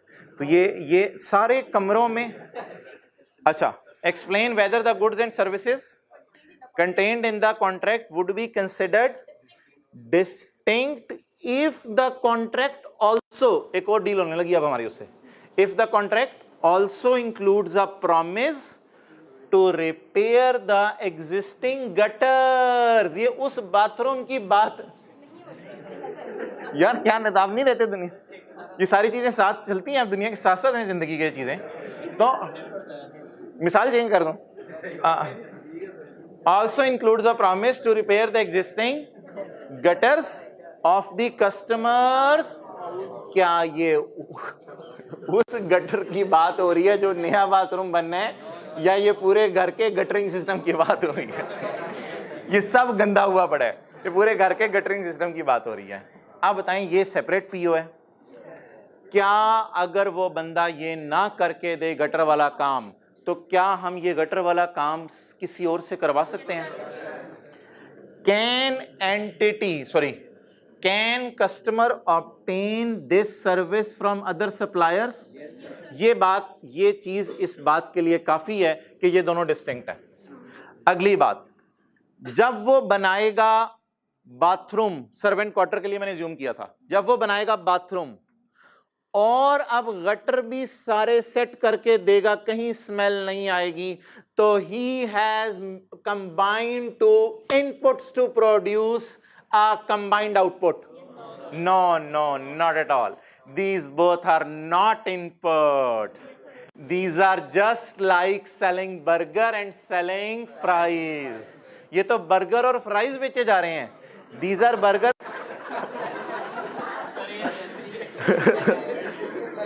क्या ये दोनों इनपुट मिलके कंबाइंड आउटपुट बना रहे हैं, या ये इंडिपेंडेंट आउटपुट्स हैं? पॉइंट डी ना, पॉइंट डी था ना हमारा। पहले तीन तो आप कर लेंगे इंशाल्लाह। पहले तीन में कंक्लूजन था बाथरूम बनाना एक ही पीओ है। The construction of bathroom and repair to gutters of the pre existing house are highly indie. ये बिल्कुल अलग अलग प्रोमिसेस हैं। अब अगर एक डील बनेगी ना, तो पता है क्या होगा, फिर सेल ऑफ वॉशरूम इधर आएगा सेलर की बुक्स में, और रिपेयर ऑफ गटर्स कॉन्ट्रैक्ट इधर आएगा, फिर इन दोनों की स्टैंड अलोन प्राइसेस आएंगी, इन दोनों की ट्रांजैक्शन प्राइस आएगी, और फिर डील में एलोकेट होगा। तो अब कितने पीओस बनेंगे हमारे? दो पीओस बनेंगे। यार इसका सोल्यूशन है, देखिएगा, पढ़ें जी। हाँ जी, एसी ऊपर कर दें। 4 सवाल रह गए हैं, 4, 7, 8, 9, 10। Philips enters into a contract with a to sell an, भाईजान आपको ओवन बेच रहे हैं हम, वो ओवन गाड़ी में उसने रख लिया, ओवन गाड़ी में रख लिया, ओवन गाड़ी में रख के उसने सोचा यार लगाना शगाना ये वो कुछ तारें वायरिंग वगैरह, वो अंदर आया, उसने कहा यार इंस्टॉल कर देंगे आप, तो परफॉर्म एन इंस्टॉलेशन सर्विस, और उसके बाद उन्होंने कहा 1 साल की मेंटेनेंस भी करके देंगे। अच्छा मुझे बताएं, अगर मैं पहले विद इन इटसेल्फ देख लें इन चीजों को, और फिर with in the context of, अच्छा मुझे बताएं, क्या अगर मैं ओवन इससे ले जाऊं तो किसी और से इंस्टॉल करवा सकता हूं? ओवन तो बड़ी सिंपल सी चीज है, किसी और से इंस्टॉल करवा सकता हूं। क्या अगर मैं इससे ओवन ले जाऊं तो किसी और से मोहल्ले में सर्विस करवा सकता हूं, करीबी दुकान वाले से? 1 ईयर मेंटेनेंस सर्विस कॉन्ट्रैक्ट हो सकता है, कोई और मुझे दे दे, करवा सकता हूं, ठीक है जी। अच्छा अब ये ना कहिएगा कि ये इसकी वजह से पैसे कम कर देते, तो मिलती जुलती चीजें हैं, प्राइसिंग एक अलग चीज होती है, प्राइसिंग से लिंक नहीं करना चीजों को। क्या मोहल्ले में किसी और से इंस्टॉल करवा सकता हूँ? क्या हो सकता है बेगम ही इलेक्ट्रिकल इंजीनियर हो, क्या तो क्या घर में किसी और से इंस्टॉल करवा सकता हूँ? क्या किसी से मेंटेनेंस सर्विसेज ले सकता हूँ मोहल्ले में? तो ये इन इट सेल्फ क्या है? क्या ये तीनों चीजें एक इनपुट हैं to produce a combined output? क्या ये इनपुट्स हैं to produce a combined output? एक बात याद रखिएगा, टमाटर ने, प्याज ने और बर्गर ने सबने इकट्ठे घुल मिल के गेम की थी। ये घुले मिले ये चीजें घुले मिलेंगी नहीं। ओवन अलग है, इंस्टॉलेशन बिल्कुल एक अलग चीज है, और 1 ईयर मेंटेनेंस एक अलग चीज है। इसलिए ये तीनों with in the context of contract क्या है? डिस्टिंक्ट है। एक छोटा सा कॉन्सेप्ट है, वो अगर कभी हुआ मैं किसी सवाल में डाल दूंगा। कई होती हैं highly specialised machines, highly specialised machines. वो जो हाईली स्पेशलाइज्ड मशीन्स होती हैं ना, उनकी इंस्टॉलेशन बाजार में कोई करता ही नहीं है। वो जो सेलर होता है ना, वो कहते हैं भाईजान ये मशीन मैं लगा के दूंगा बस, और कोई बात नहीं है, वरना कुछ हुआ तो आपका बड्डा है, और बाजार में कोई लगा लेने का रिस्क भी नहीं लेता। आप किसी को भी जाके कहते हैं ना, उन्हें कहते हैं यार फलां मशीन आई हुई है चाइना से, तो बाजार वाले कहते हैं भाईजान चाइना वालों से लगवाएं, हमें नहीं पता वो मशीन क्या चीज़ है, कोरोना की मशीन है, उसमें कोरोना का टेस्ट होना है, क्या होना है, ये जिससे खरीदी है उसी से लगवाएं। अगर कोई खुदा ना खास ऐसी लाइन सवाल में लिखी होती कि installation is not provided by any other entity in the market and the entity is providing integration service, तो फिर क्या होता? फिर तो वो डिपेंडेंट हो जाती है ना इसके ऊपर। तो फिर वो ये दोनों एक ही परफॉर्मेंस ऑब्लिगेशन होती, सर्विस फिर भी एक अलग ऑब्लिगेशन है। ओके, तो कितनी परफॉर्मेंस ऑब्लिगेशंस होगी? 3। अच्छा, ये 2 स्टैंडर्ड्स की एग्जांपल्स हैं। A software developer, software developer क्या मतलब? सॉफ्टवेयर हाउस, एक software house. A software developer enters into a contract with a customer to transfer a software licence. Software licence से मतलब मुराद है वो सीडी देगा आपको, उस सीडी में सॉफ्टवेयर होगा, सॉफ्टवेयर लाइसेंस। तो या फिर आपके घर आके बस वो एक एप्लीकेशन से आपको यूएसबी में ट्रांसफर करके दे देगा, वो जो फाइल सी होती है, बस अब वो डालते हैं सिस्टम में तो चल पड़ता है। A software developer enters into contract with the customer to transfer a, इसका सोल्यूशन नहीं है इसलिए नीचे आप देखें ना, तो टेंशन नहीं। A software developer enters into a contract with the customer to transfer a software licence. Number 2, perform an installation service. And number 3, provide online and, computer के ऊपर भी आप दे सकते हैं ऑनलाइन सर्विस, और telephonic service, support service via its call centre. तो किसी ने हमें सॉफ्टवेयर बेचा है माइक्रोसॉफ्ट वालों ने, उन्होंने कि हम आपको इंस्टॉल भी करके देंगे और इसके बाद बताएं आपको सपोर्ट सर्विस भी देते रहेंगे अगर आपको कोई मसला आया। The developer regularly sells the license, sells the installation and sells support service separately। ये डेवलपर चीजें सेपरेटली भी बेचता है। तो बताएं हमारी एंटिटी या कोई और एंटिटी, कोई और एंटिटी का तो जिक्र नहीं, क्या ये चीजें सेपरेटली बेच रही हैं? तो ये फैक्ट इस चीज को साबित करता है कि द कस्टमर, अगला फिक्र आप बोल दें, the customer can benefit from this goods on it's on. ये उसी तरह है कि प्याज किसी से जाके ले लो, टमाटर किसी से जाके ले लो, बन किसी से जाके ले लो, तो सॉफ्टवेयर इनसे ले लो, इंस्टॉल किसी से करवा लो, ऑनलाइन सर्विस किसी से करवा लो, या ये भी तीनों करके अलग अलग देते हैं लोगों को। तो इसका मतलब है ये तीनों विद इन इटसेल्फ क्या है? डिस्टिंक्ट है। तो याद रखिएगा, हमारी ऑर्गेनाइजेशन तीनों को अलग बेचती हो या कोई और ऑर्गेनाइजेशन तीनों को अलग बेचती हो, ये इस बात का सबूत होगा कि ये विद इन इटसेल्फ क्या है? Distinct. The installation service and support service, ये वाली installation and support service, the installation service and support service as routinely performed by other entities. ये तो इंस्टॉलेशन और ये भी कर देते हैं, ये तो बहुत अच्छी बात होगी, हम भी सेपरेटली बेच रहे थे, बाकी लोग भी सेपरेटली करके दे देते हैं। And does not modify the software, और इंस्टॉलेशन में सॉफ्टवेयर को सूट की तरह तराश खराश नहीं करनी पड़ती, बस सॉफ्टवेयर लाके इंस्टॉल ही करना होता है, कोई तराश खराश नहीं है। ये लाइन मैंने डाली है अगले सवाल के लिए, ताकि अगले सवाल का एक कॉन्सेप्ट बैठे। तो ये लाइन फिलहाल पढ़ें, क्या सॉफ्टवेयर की कोई तराश खराश कोड टाइप करनी पड़ेगी, या जैसे सॉफ्टवेयर है अपनी असली शक्ल बरकरार रखेगा? तो सॉफ्टवेयर भी अपनी असली शक्ल बरकरार रखेगा, इंस्टॉलेशन बिल्कुल एक अलग चीज है। हम सॉफ्टवेयर भी डालेंगे सिस्टम में, इंस्टॉल करने का प्रोसेस बिल्कुल अलग होगा, बाद में सर्विस का process. The software remains functional without support, और सपोर्ट भी जरूरी नहीं है, सपोर्ट के बगैर भी लोग, आपको पता है हम सॉफ्टवेयर चला रहे होते हैं सपोर्ट के बगैर। आप बता दें, customer can benefit from software installation and technical support on और together with other resources available. Other resources आपके पास होनी जरूरी नहीं है, अदर रिसोर्सेज आप दूसरों से भी खरीद सकते हैं, दूसरी सप्लायर से जाके कह दें।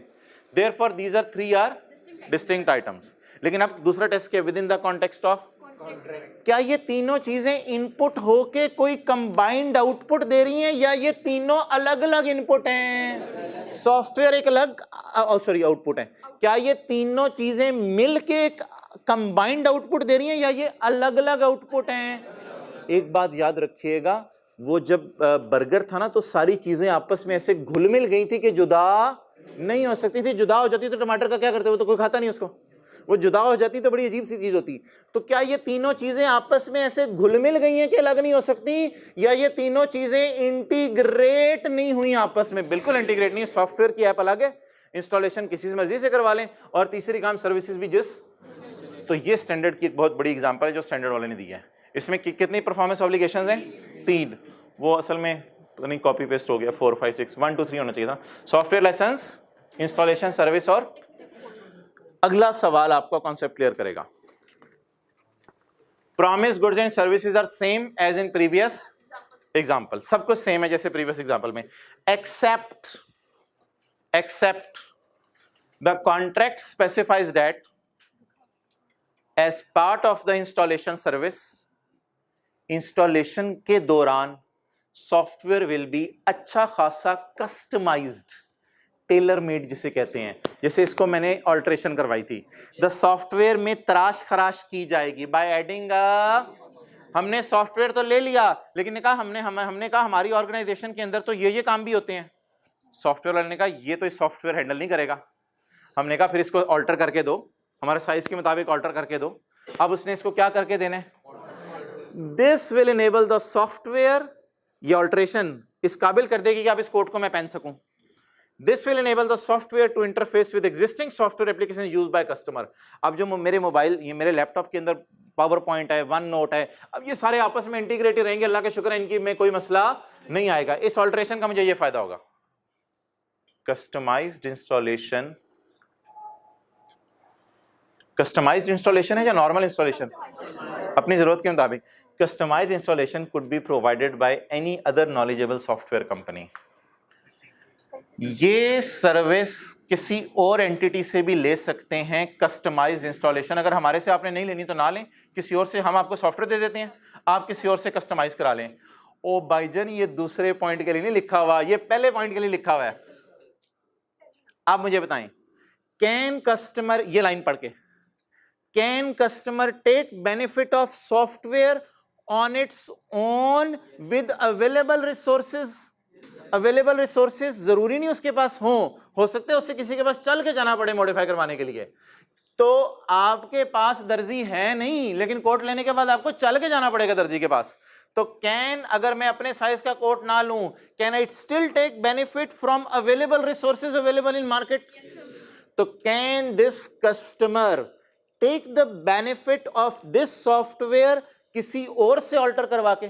Therefore still there are 3 distinct goods. Performance obligation 3 नहीं है, परफॉर्मेंस ऑब्लिगेशन का डिसीजन होगा 2 टेस्ट लगाने के बाद। Therefore there are 3 distinct goods. Number one software customized installation, software customized installation and लेकिन अब मैंने उसे कहा है कि तुम ही मुझे कस्टमाइजेशन कर दो, ऑल्ट्रेशन तुम ही मुझे कर दो। एक लाइन लिखी हुई है, the contract specified that as a part of installation the software will be substantially customised. अब मैंने उसे कह दिया कि तुम ही मुझे करके दो। क्या मैं कह सकता हूं अब ये कस्टमाइज्ड इंस्टॉलेशन, ये कौन सी इंस्टॉलेशन है, नॉर्मल या कस्टमाइज्ड? मेरी रिक्वायरमेंट्स के मुताबिक ना। क्या ये कस्टमाइज्ड इंस्टॉलेशन, या जिसे मैं ऑल्ट्रेशन इन सूट भी कह सकता हूं, क्या this customised installation is an input which is modifying an output? या जो मर्जी समझ लें, 2 इनपुट्स मिलकर आउटपुट बना रही हैं। ये आपको अच्छा लग रहा है, ये अच्छा लग जाए, ये अच्छा नहीं लग रहा, तो मुझे तो ये लग रहा है थोड़ी तराश खराश हो रही है एक तरह की। तो this is an input which is modifying a bigger output and bigger output is software. तो बताएं इंटीग्रेशन हम किससे करा रहे हैं? इंस्टॉलेशन वाली सप्लायर से करवा रहे हैं। क्या ये इंटीग्रेशन कोई और करके दे सकता है? करके दे सकता था, लेकिन ये कस्टमाइज्ड है ना, हमारी जरूरत के मुताबिक करके दे रहा है। तो क्या ये फिर हम कह सकते हैं these two are an inputs to bigger to produce a greater output? आप बता दें कितनी परफॉर्मेंस ऑब्लिगेशन है? 2।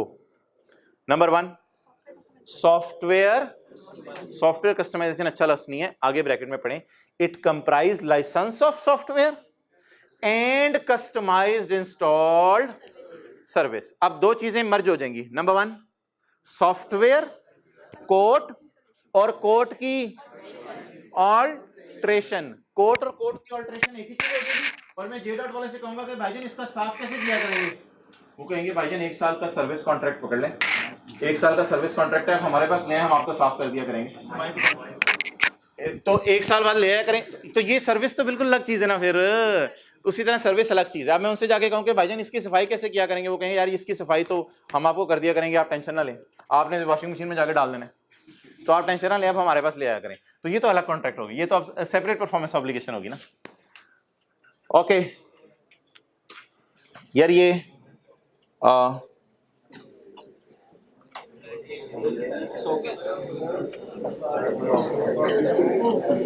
पेन है, इसमें से ये निब निकल आती है, ठीक है, ये मैंने आपको तस्वीर भी दिखा दी, ये टच पेन है, ठीक है जी, टच लैपटॉप पे यूज होगा। अच्छा, अब मैं आपको एक हकीकत की बात बताऊं, गपशप नहीं मारूंगा। ये पेन और निब मिली थी, अब निब मैंने अमेरिका से भी पता करवाई है, यूएसए से भी, और इधर यूएसए से, और साथ जो है वो एक बंदा उधर दुबई में था, उससे भी पता करवाई है। वो कहते हैं भाईजान ये निब नहीं बेच रहे एचपी वाले, एचपी वाले भाई प्लीज, मैंने अगली बातें में करनी है, एचपी वाले ये बेच रहे हैं, ये बेच रहे हैं। तो मैंने कहा यार मेरी तो निब्बे टूट जाती है गिर के, मुझे निब चाहिए, तो निब कहीं से नहीं मिल रही, कोई और सेलर भी नहीं बेच रहा, और एचपी वाले इसको खुद भी नहीं बेच रहे, कोई और सेलर भी नहीं बेच रहा और एचपी वाले खुद भी नहीं बेच रहे, मिल ही नहीं रही। Hewlett Packard is selling stylus including pen and its nib. Other suppliers are not selling nibs which can be used in, and nibs are not separately sold by HP as well. आप बताएं, can I take this nib and can I take the benefits on its own? क्या मैं इसको on its own benefit ले सकता हूं इसके बगैर? Can I? ये पहली मैंने आपको मिसाल दी है, चीजें डिस्टिंक्ट नहीं है, सुबह के लगे में है, ये पहली मिसाल मैंने आपको दी है, ये पहली मिसाल मैंने आपको दी है, पहला टेस्ट ही फेल हो गया है। अब आप क्या करें, इन दोनों का बंडल बनाएं, अगला टेस्ट ही लगाने की जरूरत नहीं, ये सिंगल परफॉर्मेंस ऑब्लिगेशन है। वो पेन का रेवेन्यू रिकॉर्ड करेंगे या पेन और निब का अलग अलग? पेन का रेवेन्यू इकट्ठा। These are not distinct because no one is selling, no one is selling.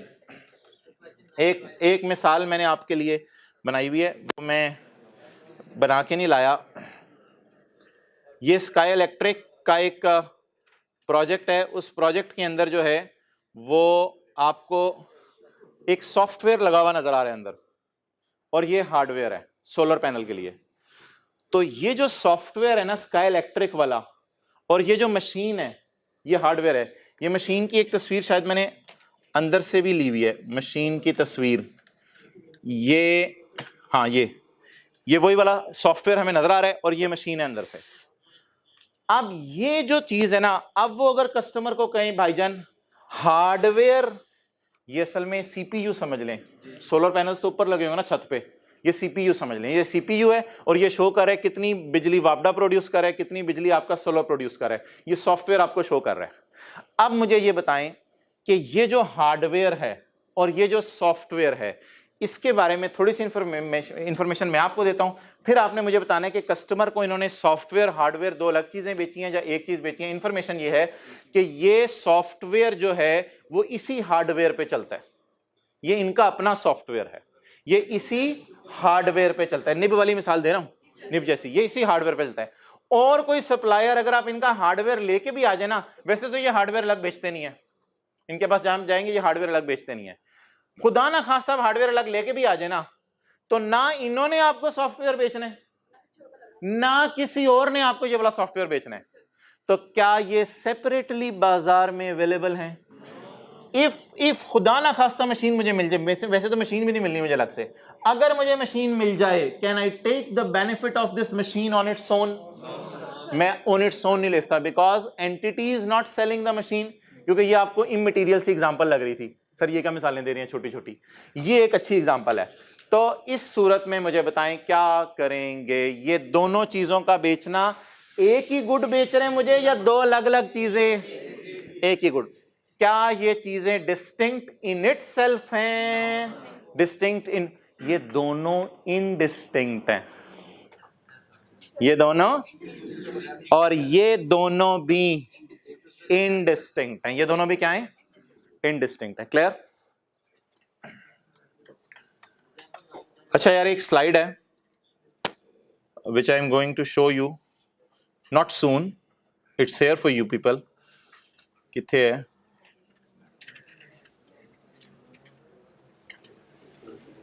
नहीं भाईजान,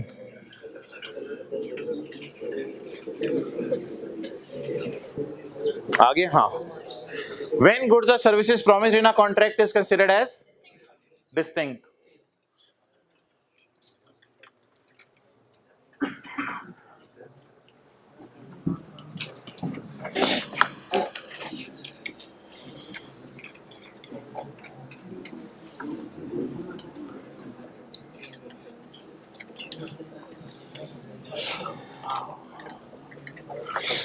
पहला सवाल बोलें, इज द प्रॉमिस्ड गुड और services is capable of being distinct? क्या यार वो भाई मिसालें साथ साथ, क्या बर्गर, फ्राइज और बॉटल सेपरेटली बाजार में बिकती हैं?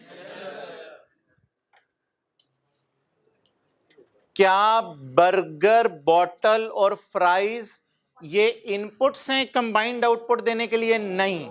तो क्या good is distinct within the context of contract? Yes, these are distinct within the context of, अलग अलग हैं तीनों, इनपुट कंबाइंड आउटपुट नहीं दे रही, ये तीनों वैसे भी अलग अलग हैं अपने अंदर, और जब कॉन्ट्रैक्ट की नजर से देखो तो भी क्या है, अलग अलग हैं। क्यों अलग अलग हैं? The burger is distinct within the context of contract. क्यों?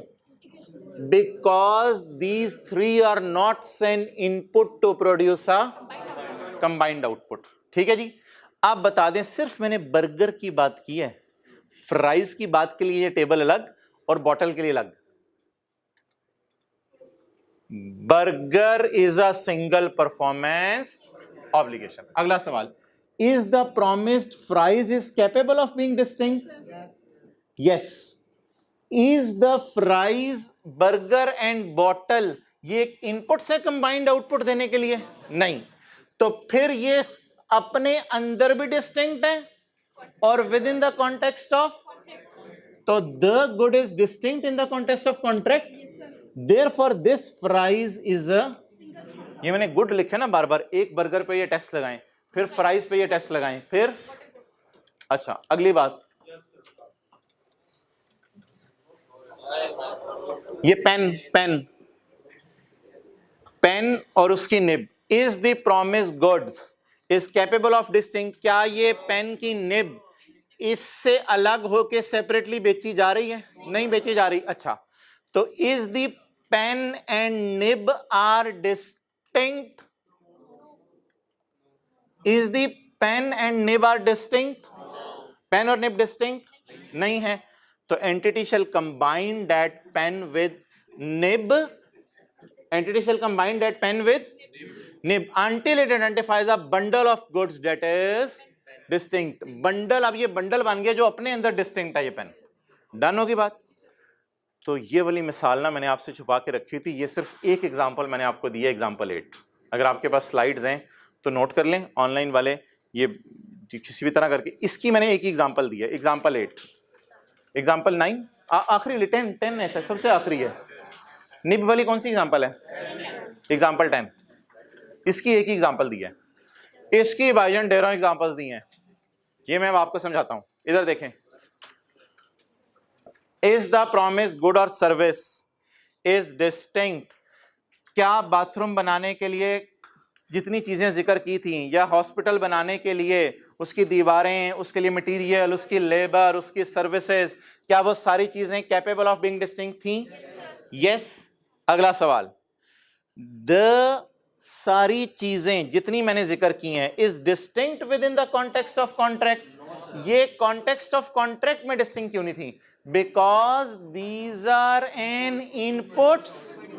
और पता है बेचने वाला क्या कहेगा? बेचने वाला कहेगा मैं तो अस्पताल बना के बेच रहा हूं, तो फिर ये डिस्टिंक्ट नहीं है in the context of contract. Therefore entity shall combine the material, labor until it identifies a bundle of goods.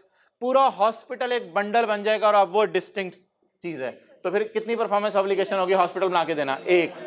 इसी तरह कॉफी बेचने वाला, क्या दूध बाजार में सेपरेटली बिकता है? तो इसलिए गुड अपने अंदर क्या है। लेकिन अगला सवाल, क्या मिल्क, कॉफी और चीनी तीनों चीजें अगर मैं मिला दूं तो तीनों चीजें मिला के मैं एक इनपुट्स को यूज करके क्या देने लगा हूं? तो अब क्या ये डिस्टिंक्ट रही? The good is distinct within the context of contract. अब ये डिस्टिंक्ट नहीं रही, तो फिर क्या करें? Entity shell combine that good with other goods और सर्विसेज। बहरहाल इसको छोड़ें, ये कोई डायग्राम इतनी इंपॉर्टेंट नहीं, असल बात वो है। तो इसके वैसे जो पीछे वाली स्लाइड है ना जी, एग्जांपल लाइन दोबारा करा देता हूँ। अच्छा, इसकी एग्जांपल लाइन छोड़ दी हमने या की है? की है। अच्छा, ये वही यार डब्बा बना हुआ है जो मैंने आपको नोट्स में दिया है। व्हेन गुड्स और सर्विस आर कंसिडर्ड एज, सबसे पहले क्या देखना होता है कि खुद अपने अंदर डिस्टिंक्ट हो। इसका क्या सबूत होता है? कि बाजार में बेची जा रही हो। और फिर क्या सवाल होते हैं? कॉन्टेक्स्ट ऑफ कॉन्ट्रैक्ट में अगर इनपुट्स हैं और मिलके कंबाइंड आउटपुट बना रहे हैं या इनपुट्स मॉडिफाई कर रहे हैं, तो फिर तो सारी चीजें मिल गई। फिर तो दीज आर नॉट, ये मैं नॉट क्लास आपको शुरू में पढ़ाते हुए जरा हुआ था, समझना है। ये तो इनपुट्स मिलके सारे कंबाइंड बर्गर बन गया, प्याज मिलके, टमाटर मिलके, तो फिर अब ये डिस्टिंक्ट नहीं रहा, बल्कि इसका नाम सिर्फ बर्गर है। कोई आप ये नहीं कहेंगे घर वालों को मैं टमाटर खा के आया, मैं प्याज खा के आया, मैं ऑलिव खा के आया, मैं केचप खा के आया, तो पागल है। क्लियर? और अगर इनमें से ये दोनों शराइत पूरी ना हो रही हो या दोनों में से कोई एक भी पूरी ना हो रही हो, तो फिर आप इन सबको मिक्स करेंगे और मिक्स करके एक बंडल बनाएंगे, और वो कौन सी परफॉर्मेंस ऑब्लिगेशन होगी? Single performance obligation. अच्छा जी भाई, एग्जांपल नंबर 9 मैं आपकी ले लेता हूँ, बाद में सुन लेता हूँ। अभी हमने एक सवाल करना है, किताब निकालें।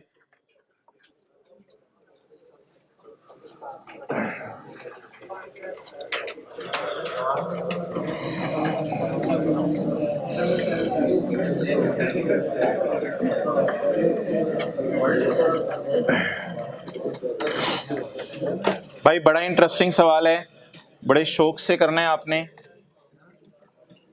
अच्छा, पास पेपर का क्वेश्चन 2 आपका होमवर्क है। आप दो तीन लाइनों का सवाल है, आपने पता चलाना है कितने परफॉर्मेंस ऑब्लिगेशंस हैं। पास पेपर का क्वेश्चन 2।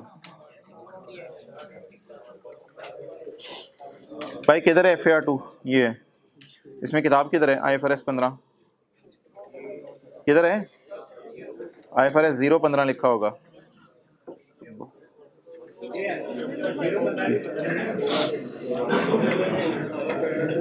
भाई आज हम एक कॉन्सेप्ट पढ़ने लगे हैं, कॉन्ट्रैक्ट मॉडिफिकेशन। अच्छा ये चीज बता दो मुझे, एक बर्गर मैंने लिया फिर दूसरा बर्गर लिया, क्या ये डिस्टिंक्ट हैं? दोनों बर्गर अलग अलग? ये तो ऑब्वियसली डिस्टिंक्ट है, क्योंकि मैं एक बर्गर से फायदा ले सकता हूं दूसरे बर्गर के बगैर। अच्छा, पेज 94 95, कॉन्ट्रैक्ट मॉडिफिकेशन। एग्जाम्पल 1। सवाल पूछ लो, जिनके ग्रुप्स में सवाल हैं ग्रुप्स में पूछ लें, आप क्लास के बाद पूछ लो, तो ये मैं कॉन्सेप्ट फिर खत्म भी करना है ना सिलेबस। आप सवाल पूछ लें क्लास के बाद आके, इतनी एग्जांपल्स होगी हैं लेटर वैसी वेरी कंप्रीहेंसिव, फिर भी आपके ज़हनों में सवाल आएंगे, you can keep on asking. अच्छा जी, पेज नंबर किताब का 94 95। अच्छा भाई, चलते चलते कभी ऐसा होता है कि आपने मिसाल के तौर के ऊपर एक बिजनेस शुरू किया और आपको उस बिजनेस के लिए 20 कंप्यूटर चाहिए। आपको उस बिजनेस के लिए 20 कंप्यूटर चाहिए। जब आपने 20 कंप्यूटर खरीदने गए तो उसने कहा यार मैं थोड़े थोड़े करके आपको दे दूंगा। भाई मेरी बातें सुनिएगा, उसने कहा थोड़े थोड़े करके आपको दे दूंगा। जब 8 कंप्यूटर वो दे चुका था तो कितने रह गए? एक्सेलेंट। जब 8 कंप्यूटर दे चुका था कितने रह गए? 12। आपने कहा बाकी 12 भी दे और मुझे 6 और चाहिए। बाकी 12 भी दे और मुझे 6। आप मुझे बताएं ये कॉन्ट्रैक्ट मॉडिफिकेशन है। दोबारा सुने, मैंने कितने आपने कारोबार शुरू किया, उसके लिए आपको कंप्यूटर चाहिए थे, तो आपने स्टूडेंट्स के लिए लेबोरेटरी खोलनी थी या कुछ भी करना था या आपने कुछ करना था, तो आपको 20 कंप्यूटर चाहिए थे। आपने 20 कंप्यूटर्स का ऑर्डर प्लेस कर दिया। जब 12 डिलीवर कर चुका था वो, मैंने 12 बोले 8 बोले, जब 8 डिलीवर कर चुका था, रिमेनिंग कितने रह गए थे? कितनों का रेवेन्यू बुक हो चुका है? 8 का रेवेन्यू बुक हो चुका है। कितने रह गए थे? 12। जब 12 रह गए थे तो आपने जाके कॉन्ट्रैक्ट को मॉडिफाई कराया और आपने कहा कि मेरा कॉन्ट्रैक्ट मॉडिफाई करो और इसमें कितने कंप्यूटर और डाल दो? 6 कंप्यूटर। आप 2 सवाल पूछेंगे, 2 सवाल पूछेंगे। क्या ये 6 कंप्यूटर डिस्टिंक्ट हैं? क्या आप इन 6 कंप्यूटर्स को किसी और सप्लायर से ले सकते हैं? क्या इन 6 कंप्यूटर्स को उन 20 के बगैर यूज कर सकते हैं? क्या इन 6 कंप्यूटर्स को 20 के बगैर यूज कर सकते हैं? Can customer benefit from these 6 computers on its own without those 20? तो कंप्यूटर, ये याद रखना, एक एक कंप्यूटर अलग अलग तो डिस्टिंक्ट ही होते हैं ना, ये तो जाहिर सी बात थी। तो इसलिए क्या ये डिस्टिंक्ट हैं? इधर विद इन द कॉन्ट्रैक्ट, जो कॉन्टेक्स्ट ऑफ कॉन्ट्रैक्ट नहीं पूछना सवाल। अच्छा, क्या ये कंप्यूटर डिस्टिंक्ट हैं? अगला सवाल ये, बेचे किस पे? तो उस पे दुकानदार कहते हैं भाईजान वही प्राइस पे बेचूंगा आपको, मैं कोई प्राइस आपके लिए जो है वो बहुत ज्यादा कम नहीं करने लगा, उसी प्राइस पे बेचूंगा।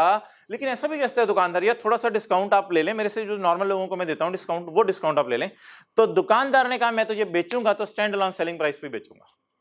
तो आप बता दें क्या बातें हो गई? 2। नंबर 1, मॉडिफिकेशन में 2 बातें आपने ढूंढनी है।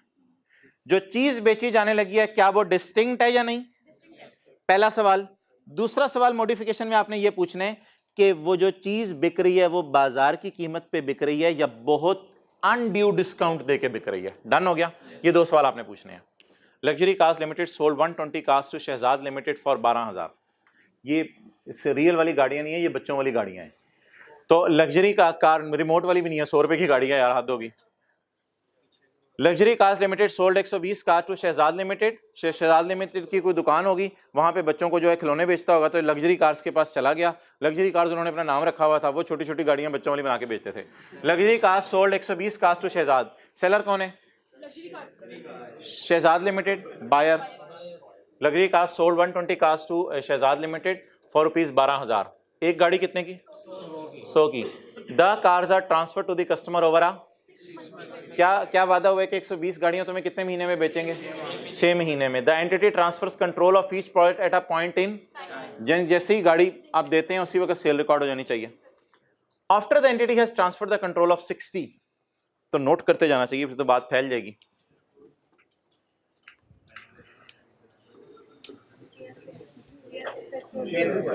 मार्कर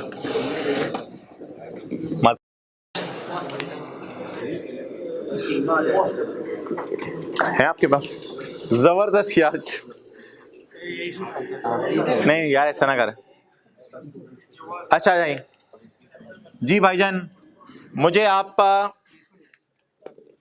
सबसे पहले ये बता दें कि टोटल यूनिट्स क्वांटिटी, इस तरह का FIFO वेटेड एवरेज में बनाते थे ना, quantity per unit sale price, per unit sale price और टोटल सेल प्राइस। क्या सोचा था कितनी चीजें बेचूंगा? ये सवाल सुनते जाइएगा, मेरे सोचा था और ये सवालों में फोकस करना है आपने। क्या दुकानदार ने सोचा था कितनी चीजें बेचूंगा? 120 कार्स। कितने रुपए की एक बेचूंगा? सेल प्राइस से खेल रहा हूं मैं आज और कल की क्लास में, जब तक ये कॉन्सेप्ट चलता रहेगा सेल प्राइस से खेल रहा हूं। कितने की बेचूंगा? 100 की। कितने फेरे लगवा दिए? 120 ज़रब 100। दुकानदार ने सोचा था 12,000 की सेल बुक करूंगा। The cars are transferred to the customer over 6-month period. The entity transfers the control of each product at a point in time after the entity has transferred control of 60 cars to the customer. रुक जाएं, अभी पहले बता दें कितनी बिक गई हैं। क्या सोचा था कितनी बेचूंगा, उसमें से कितनी बेच दी। इधर देखें, सोल्ड यूनिट्स लिखवाएं, फॉर्मेट समझते जाइएगा, आसान सा है। सोल्ड यूनिट्स 60 कितने के एतबार से बेचे होंगे? 100 के एतबार से बेचे होंगे। कितना? क्या एंट्री की होगी? ओ भाईजान इसकी एंट्री नहीं करनी खुदा के लिए, ये तो सोचा था बेचूंगा ना, और जितने बेचे हैं उसी की एंट्री होगी ना। डेटर या कैश डेबिट और सेल कितने से? 6,000 से। डन। एक नेगेटिव लगाने लगा हूं मैं। कितने बिकने वाले रह गए? ये नेगेटिव समझने के लिए लगा रहा हूं, इसे एंट्री ना बदल दीजिएगा, नेगेटिव समझने के लिए लगा रहा हूं। कितने बिकने वाले रह गए? कितना रेवेन्यू कितना रेवेन्यू बुक हो सकता है? 6,000। डन। अब जरा सोच के बताएं, कितने बेचने का सोचा था? 120। कितने बेच दिए? ओरिजिनल कॉन्ट्रैक्ट की रिमेनिंग ऑब्लिगेशन कितनी है? ओरिजिनल कॉन्ट्रैक्ट की रिमेनिंग ऑब्लिगेशन, उसका रेवेन्यू कितना बुक कर लूंगा कभी? अभी बुक करने की जरूरत नहीं। सवाल ने लिखा है आफ्टर एंटिटी हैज ट्रांसफर्ड 60, तो इट मींस बाकी 60 are still to be transferred. इस स्टेज पे खड़े होके जब 60 बिक चुके थे, the contract is modified to require the delivery of additional. कितने और बेचूंगा, कितने और बेचूंगा। पेपर के लिए आपको मशवरा दे रहा हूं, एक लाइन छोड़ के आपने लिखना है। मशवरा दे रहा हूं, एक लाइन आपने छोड़ के लिखना है, एक लाइन छोड़ के। क्या लिखते हैं? Additional, additional units, additional units 30। नया कॉन्ट्रैक्ट पकड़ लिया। अच्छा, अब पुराने कितने बेचने वाले रह गए थे? 60। और नए कितने? 30। Done. To the customer, the additional 30 cars, the additional 30 cars are not included in the, सही सी बात है, ये 30 पुराने कॉन्ट्रैक्ट में शामिल नहीं थी। कितनी चीजें बेचनी थी यार? 120। कितनी बेच दी थी? कितनी पुराने कॉन्ट्रैक्ट में से बेचनी थी? 60। अभी बेची नहीं थी पुराने कॉन्ट्रैक्ट में 60 के, नए का ऑर्डर आ गया। नया ऑर्डर कितना पकड़ा? 30। When the contract is modified, तो एक डिस्कशन अब होगी, भाईजान कितने की लगाओगे ये 30? वो डिस्कशन आप दोनों की शुरू हुई आपस में। The price of the contract modification for additional 30 cars is additional 95 रुपए। 95 को 30 से जरा जरब दें, 30 नहीं है ना, 95 को 30 से जरा जरब दें, 2800। The pricing for additional product ऊपर लिखें still reflect the stand alone selling price. Normal discount को हमने, आप हो सकते कस्टमर्स को 95 की बेचने लगे हो सकते हैं ना सर, दुकानदार कल तक चीज 100 की बेचता था, आप 95 की बेचने लगे हो, तो मेरी बोंगी ना मारिएगा सर, 2 दिन पहले तो चीज 100 रुपए की थी, दुकानदार आज क्यों तू 95 की बेच रहा है? दुकानदार कहेगा यार मेरी मर्जी, मेरी मर्जी। लेकिन सवाल बताएगा ये स्टैंड अलोन सेलिंग प्राइस है, और सवाल बता रहा है the pricing of additional products reflect the stand alone selling price of products at the time of contract modification के वक्त ये 95 रुपए बिल्कुल सही है। And the additional products are distinct from the, obviously distinct है क्योंकि आप उन 30 चीजों का फायदा अलग से ले सकते हैं पिछली 120 खरीदे बगैर। डन हो गया जी। अब मुझे बताएं नए की प्राइस क्या तय हुई है? 90, और पुराने की क्या थी? 100। नए की क्या तय हुई? टोटल 2850। अब आप मुझे बताएं कि क्या मैं, एक बड़ा इंपॉर्टेंट सवाल आपसे पूछने लगा हूं, नहीं वो नहीं मैं ढूंढ रहा, क्या मैं रिमेनिंग और न्यू कॉन्ट्रैक्ट को ब्लेंड करके ग्राइंडर में एवरेज सी प्राइस निकाल लूं? सेल प्राइस एवरेज सी कर लूं? क्या मैं पुराने, ओ यार जो सेल बुक होगी वो होगी ना, उसका मैं कुछ नहीं कर सकता यार, खुदा के लिए इस 60 की टेंशन ना ले। जो रिमेनिंग डिलीवरीज हैं कितनी है? Remaining from old, remaining from old, पूरा मैं सवाल करता हूं, रिमेनिंग फ्रॉम ओल्ड कितनी है? 60। न्यू कितनी है? 30। तो नए कॉन्ट्रैक्ट में 30 है, पुराने कॉन्ट्रैक्ट की रिमेनिंग परफॉर्मेंस ऑब्लिगेशन, क्या मैं इनको ब्लेंड कर दूं? स्टैंडर्ड कहता है अगर स्टैंड अलोन सेलिंग प्राइस पे बेच रहे हो तो ब्लेंड ना करो, वेटेड एवरेज वाली कैलकुलेशन ना करो, ब्लेंडिंग ना करो, छोड़ो परे, क्योंकि तुम वो अलग चीजें बेच रहे हो, ये अलग चीजें बेच रहे हो। अगले सवाल में ये 40 या 50 या 60 रुपए की लगा देगा, अनड्यू डिस्काउंट देगा, फिर असल में वो पिछले की वजह से ये नया कॉन्ट्रैक्ट मिला है, फिर हम प्राइसेस को क्या कर देंगे? ब्लेंड कर देंगे। तो बताओ यार, अगर दुकानदार आपको, सादा सी बात है, अगर दुकानदार आपको मार्केट प्राइस पे चीज बेच रहा है तो पुराना कॉन्ट्रैक्ट पुराना है, नया नया है, फिर आप टेंशन ही ना लो, फिर आप टेंशन ही ना लो, पुराने को पुराने पे पड़ा रहने दो।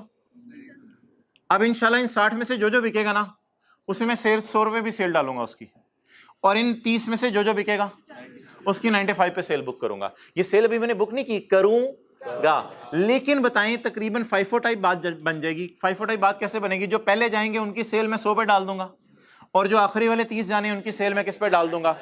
95 पे डाल दूंगा। तो अब मुझे बता दें, अगर मैं इस साल 122 यूनिट्स बेचूं, तो कैलकुलेटर पे मेरी सेल बताएं। 122 में 60 चीज डाले हैं मैंने। अगर इस साल मैं 122 बेच दूं तो मेरी सेल कितने, मेरे सेल रेवेन्यू कितना होगा? इस साल मैं 122 बेच दूं, 122 में ये पुराने वाले 60 भी हैं, 122 में ये पुराने वाले 60 भी हैं। अगर मैं इस साल 122 यूनिट्स बेच दूं तो वो जो 60 डिलीवर हो चुके हैं वो तो हो चुके ना, और जो होनी है मैंने क्या उसको भी ब्लेंड ना करें? तो ये पुराने कॉन्ट्रैक्ट के हो गए। नए कॉन्ट्रैक्ट के फर्स्ट इन को फर्स्ट आउट पे चलाएं, और नए कॉन्ट्रैक्ट वालों क्या टोटल आ रहा है? 12,100। ये कितने लोगों ने कलेक्ट किया था? 12,190। तो 60 तो पुराने बिक चुके ना, उसमें तो कोई बहस ही नहीं कि वो 100 रुपए के हैं कितने के हैं। लेकिन जो बकाया है उनको भी किस पे बुक करूं? 100 पे ही। और जो नए के नए हैं उसको किस पे बुक करूं? So if I sell 122 units, what is my revenue? पुरानों का 100 पे ही बुक कर देंगे और इसका न्यू पे। डन हो गया।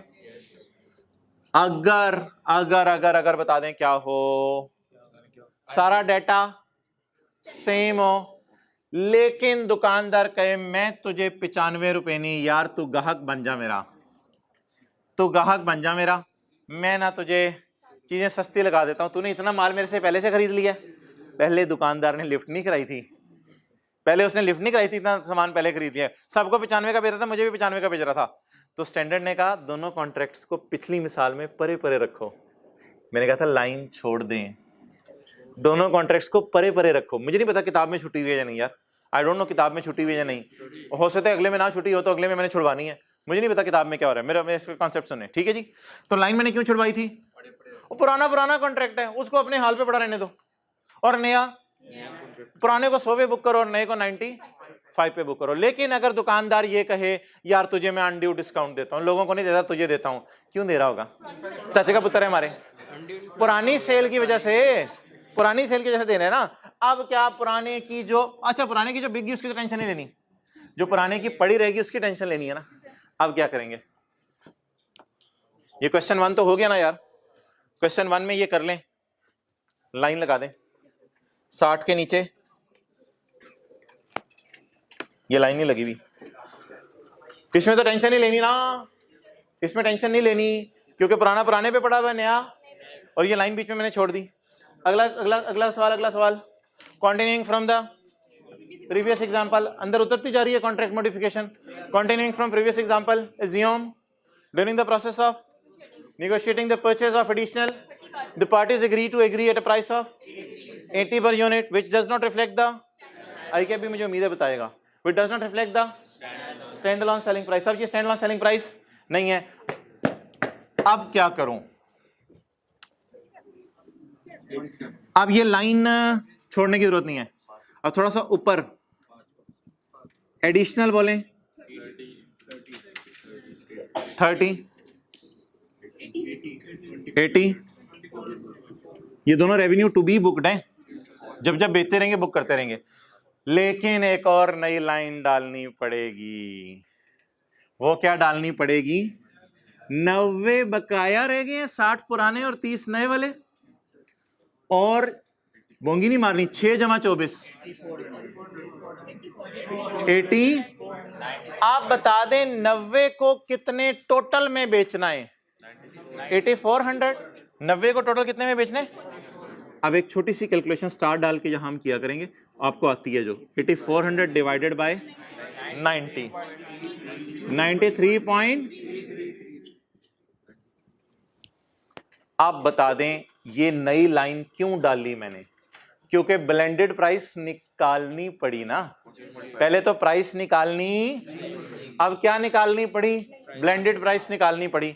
तो सादा सी बात बता दें, नए कॉन्ट्रैक्ट में अगर ये प्राइस मार्केट प्राइस के बराबर होगी तो एक लाइन छोड़ दिया करेंगे, थोड़ा नीचे करके उस कॉन्ट्रैक्ट को बिल्कुल अलग रखेंगे। डन। और अगर नए कॉन्ट्रैक्ट में, नए कॉन्ट्रैक्ट की price stand alone selling price, तो नए के यूनिट्स और पुराने के रिमेनिंग सारे नहीं पकड़ लेने, वो सेल बुक्ड है। नए के रिमेनिंग, नए के रिमेनिंग, सॉरी पुराने के रिमेनिंग और नए के सारे, इन दोनों को मर्ज कर दो और मर्ज करके एक एवरेज प्राइस टाइप निकाल लो। अब मुझे बता दो, अगर मैं 61 चीजें बेचूं, ये वाली डाल के बात कर रहा हूं, अगर मैं इस साल 61 चीजें बेचूं तो सेल कैसे बुक होगी? अगर इस साल मैंने इनमें से 61 बेच दी तो 60 तो ये वाली है ना, 60 तो ये वाली है, 60 इंटू 100 और एक और बेची है 1 इंटू 93.33। कल इसकी प्रैक्टिस की जरूरत है, बिल्कुल है, इसकी प्रैक्टिस करेंगे। आज आपका होमवर्क कोई नहीं है, सिर्फ पास पेपर का क्वेश्चन 2 है। आप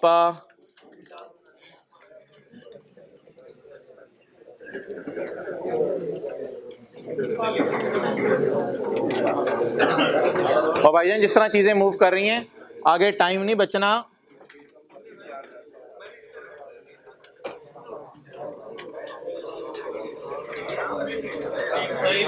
हाँ जी, एक मिनट।